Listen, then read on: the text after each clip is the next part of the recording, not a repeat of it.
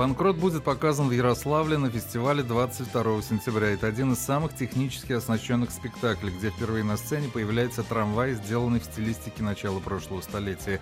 Но не только это отправится в Ярославль, где казанцы получат престижную премию. Волковский театр один из самых оснащенных технически, самых удобных российских региональных театров. То есть, в общем-то, здесь не должно быть проблем, поскольку мы даже и в Оренбурге влезали, и в БДТ влезали, там поменьше сцены. В контексте развития национальных театров российская премия имени актера Федора Волкова считается чуть ли не дефицитной. Лишь в начале ее учреждения премии получали театры из Мордовии и Карелии. Это так трудно заниматься ритуалом, если есть наблюдатель. На днях впервые в Казани пройдет лаборатория молодых драматургов новой татарской пьесы.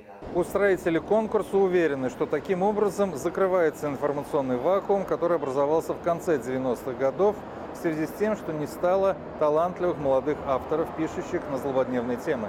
Камаловская сцена, только что пережившая нашествие выразительных красок Навруза, готова вновь стать лабораторией для молодых и ранних. Опусы будут оценивать известные мастера современной драматургии. Арт-директор фестиваля «Любимовка», знаменитого, самого старейшего драматургического фестиваля России, Евгений Казачков, и одна из самых, наверное, сегодня по репертуарности перегнавшая уже даже Ярослава Полиновича, автор Юлия Тупикина из Анапы, которая, очень активно пишет сегодня для детей и подростков и молодежи. Сегодня же Фарид Бекчентаев приступил к первой сценической репетиции будущего спектакля «Пришлый» по пьесе современного казанского автора Сюмбель Гафаровой о судьбе легионера, который скрывается в Канаде. Эта история родилась в результате еще одной международной лаборатории, истоки которой в Венгрии, Китае и Норвегии. Там рождались тексты о миграции, переселении народов. Современных авторов волнует многое, критиков больше. Как это делается? Тема, естественно, этих надвигающихся глобальных катастроф, которые мы видим, ощущаем, которые носятся разлито в воздухе,